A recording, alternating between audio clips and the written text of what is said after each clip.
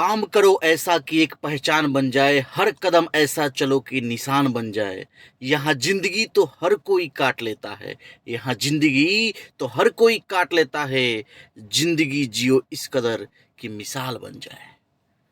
तो मेरे प्यारे बच्चों, जय हिंद। मेरे प्यारे बच्चों, आज हम शुरुआत करते हैं गोदली काव्य खंड पाठ 6, जिस चैप्टर का नाम है, जिस कविता का नाम है जनतंत्र का जन्म, जिसके कवि हैं रामधारी सिंह दिनकर। रामधारी सिंह दिनकर जनतंत्र के जन्म के कवि हैं। याद रखिएगा, जनतंत्र के जन्म के कवि कौन हैं? रामधारी सिंह दिनकर हैं। आगे बढ़ते हैं। इनका जन्म 23 सितंबर 1908 ईस्वी को हुआ था। 23 सितंबर 1908 ईस्वी को दिनकर साहब का जो जन्म हुआ था, बर्थडे हुआ था, हैप्पी बर्थडे, वो 23 सितंबर को हुआ था 1908 ईस्वी में। ठीक है। मृत्यु जो हुआ था इनका 24 अप्रैल 1974 ईस्वी। 1974 ईस्वी। 1908 में बर्थडे, 1974 में मृत्यु। 1908 में बर्थडे, 1974 में मृत्यु। क्लियर है? 8 वर्ष की उम्र में याद रखेंगे 1908। 1908 ठीक है। 8 याद रखेंगे, 1900 लगा देंगे। 74 याद रखेंगे, 1900 लगा देंगे। क्लियर है? 23 सितंबर इधर, इधर 24 अप्रैल। 23 और 24 एक साथ जैसा है, और 23 अप्रैल उधर 24 अप्रैल। ठीक है। सितंबर अप्रैल, सितंबर अप्रैल। आगे बढ़ते हैं। जनतंत्र का जन्म। राष्ट्रकवि रामधारी सिंह दिनकर का जन्म 23 सितंबर 1908 ईस्वी में सिमरिया, बेगूसराय, बिहार में हुआ। अपने ही बिहार में, अपने बिहार का एक जिला है बेगूसराय, वहां के एक सिमरिया जगह है, वहीं पे इनका जन्म हुआ। और निधन 24 अप्रैल 1974 ईस्वी में। उनकी मां का नाम मनरूप देवी और पिता का नाम रवि सिंह था। दिनकर जी की प्रारंभिक शिक्षा गांव के आसपास हुई। माता का नाम याद रखेंगे मनरूप देवी, पिता का नाम रवि सिंह। मनरूप देवी, रवि सिंह। किसके पिता का, माता का नाम? रामधारी सिंह दिनकर के पिता माता का नाम। क्लियर है? र से रामधारी, र से रवि। ठीक है। माता का नाम मनरूप, इसमें भी र है, मनरूप देवी।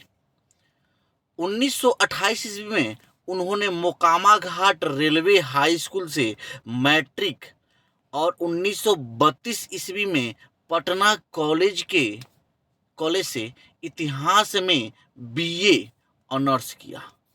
उन्होंने बीए किया पटना कॉलेज से। क्लियर है? आगे बढ़े। वे HI स्कूल बड़बीघा में प्रधान अध्यापक, जनसंपर्क विभाग में सब रजिस्ट्रार और सब डायरेक्टर, बिहार विश्वविद्यालय में हिंदी के प्रोफेसर एवं भागलपुर विश्वविद्यालय में उप कुलपति के पद पर रहे। वाह, क्या बात है। अपने लाइफ में उन्होंने इतना काम किया था भाई। देख लो भाई, एक इंसान कितने पद से नवाजा गया, सब उनके मेहनत के बदौलत है। बड़बीघा में प्रधानाध्यापक, जनसंपर्क विभाग में सब रजिस्ट्रार, सब डायरेक्टर, बिहार विश्वविद्यालय में हिंदी के प्रोफेसर और भागलपुर विश्वविद्यालय में उप कुलपति। वाह वाह, सलाम है। ऐसे दिनकर को सलाम करती है हमारा लाइट ऑफ एशिया क्लासेस। आगे बढ़ते हैं। दिनकर जी की प्रमुख कृतियां, काव्य कृतियां, जो कविता इन्होंने लिखा। पहला लिखा प्रणभंग, रेणुका, हुंकार, रसवंती, कुरुक्षेत्र, रश्मिरति, नील कुसुम। ठीक है। देखिए, इसमें अधिकतर जो है लड़कियों के नाम से थोड़ा सा इनका जो कृतियां हैं। रेणुका, रसवंती लड़की का नाम है, रश्मिरथी, नील कुसुम। तो याद रखेंगे, रेणुका रसवंती, नील कुसुम, रेणुका रसवंती, नील कुसुम, रश्मिरथी, रेणुका रसवंती, रश्मिरथी, रेणुका रसवंती, रश्मिरथी, नील कुसुम। याद रहेगा। हुंकार कुरुक्षेत्र, हुंकार कुरुक्षेत्र, हुंकार कुरुक्षेत्र, हुंकार कुरुक्षेत्र। याद हो गया? ऐसे याद करेंगे, दिमाग में बैठा लेंगे, 2-4 बार ऐसे बोलेंगे, याद हो जाएगा। दिनकर जी कृतियां। आगे बढ़ते हैं। आगे है उर्वशी। उर्वशी भी एक, देखो लड़की का नाम आ गया, तो उर्वशी भी याद रखेंगे। नील कुसुम भी था उधर। उर्वशी, परशुराम की प्रतीक्षा, हारे को हरि नाम। इनका सब ये काव्य कृतियां हैं। आगे बढ़ते हैं।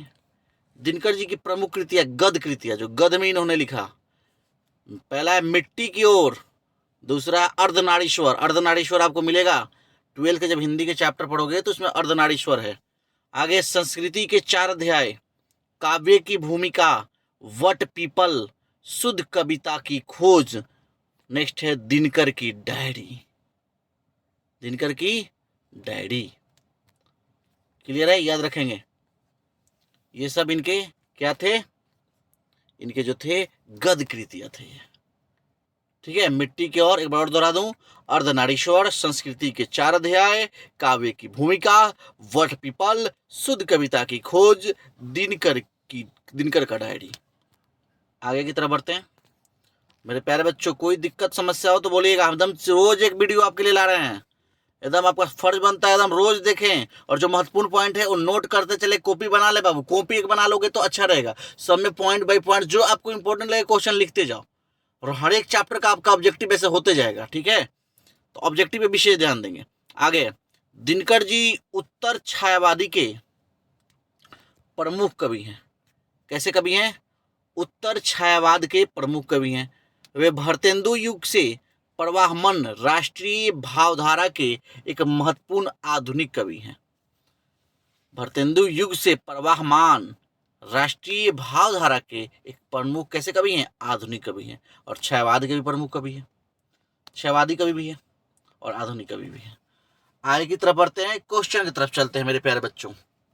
आ जाओ क्वेश्चन की तरफ। पहला जो क्वेश्चन है, जनतंत्र का जन्म कविता के कवि हैं। तो जनतंत्र के मतलब का होला कि लोकतंत्र, जब देश अपन गुलाम रहे या स्वतंत्रता के प्राप्ति भइल, तब कहत रहे दिनकर जी कि बाबू अब देश पर कोनो विशेष वर्ग के ना बल्कि जनता के अधिकार हुई। बार बुझ लो, कोनो राजा के शासन ना बल्कि प्रजा के शासन हुई। तो जनतंत्र मतलब प्रजा के शासन, लोकतंत्र मतलब लोक के शासन, तो जनतंत्र मतलब जन के शासन। ठीक है बाबू, तो समझ गए बात। क्वेश्चन पाओ जा। जनतंत्र का जन्म कविता के कवि हैं कौन? पहला ऑप्शन है कुंवर नारायण, दूसरा है सुमित्रानंदन पंत, तीसरा है अज्ञेय, चौथा है रामधारी सिंह दिनकर। कौन सा आंसर होगा? Ramdhari Singh Dinkar. Option number D is correct answer. आगे की तरफ बढ़ते हैं। Question number next, Ramdhari Singh Dinkar किस गांव के निवासी थे?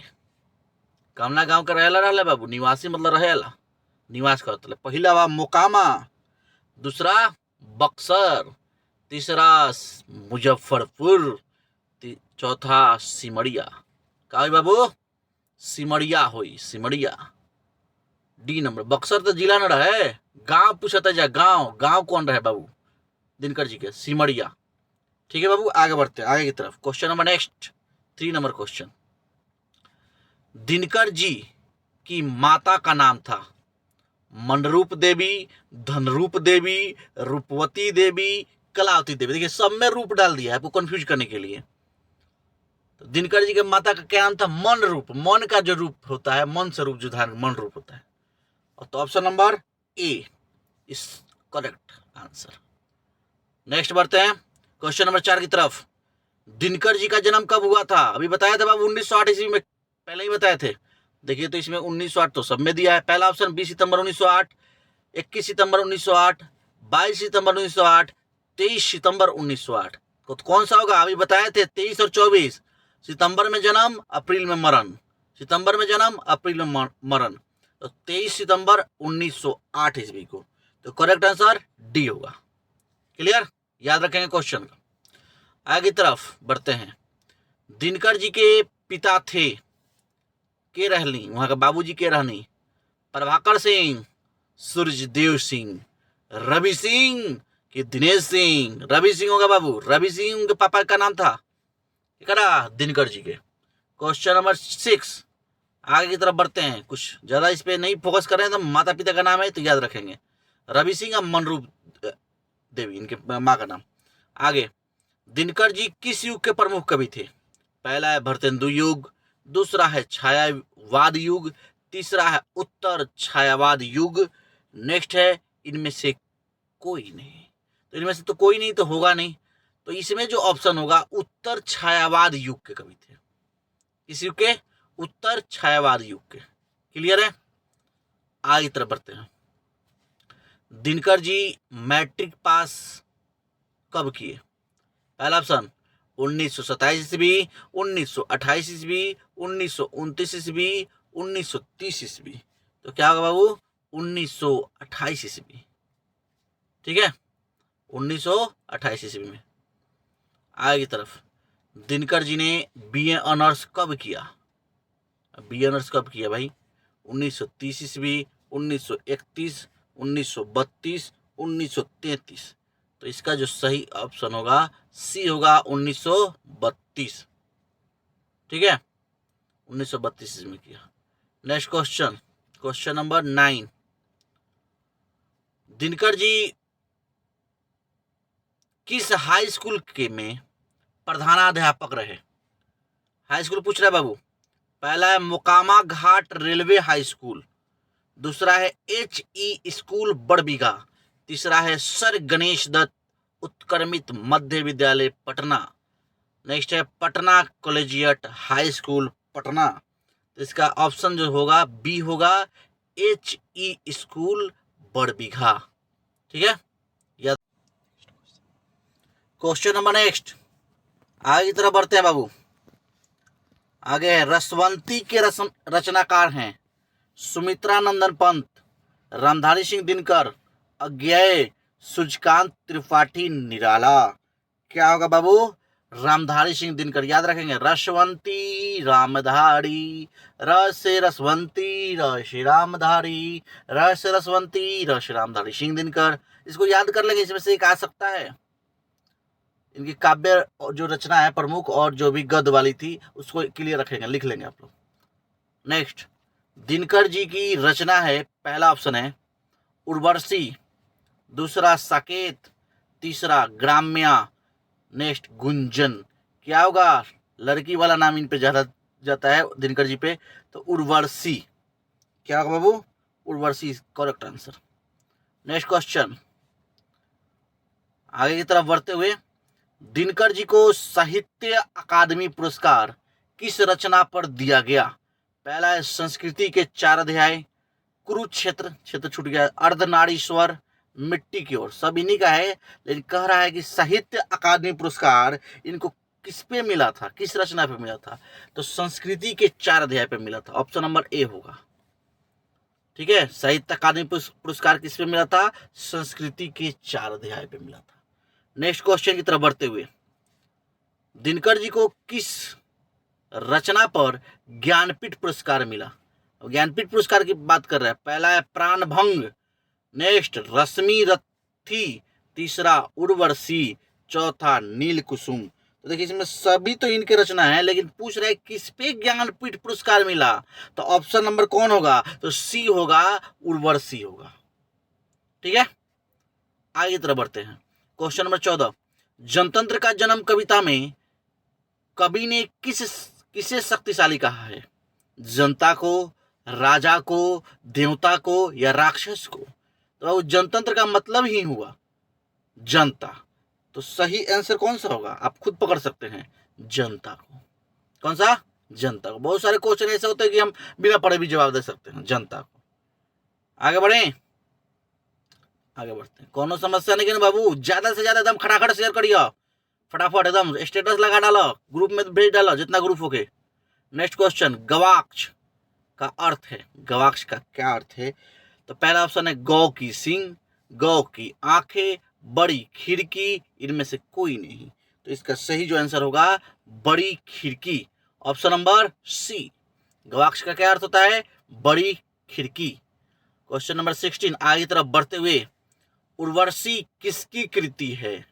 निराला की, दिनकर की, महादेवी वर्मा की, सुमित्रा नंदन पंत की? किसकी है बाबू? बताओ ना, सब हम ही बताएं। दिनकर की। अरे बी पर जाना, लड़की वाला जो लिख ले बनी ज्यादा दिनकर जी लिख ले बनी, तो दिनकर की। किसकी होगी बाबू? दिनकर की। Next question, question number 17, Dinkar को साहित्य अकादमी पुरस्कार किस कृति पर मिला?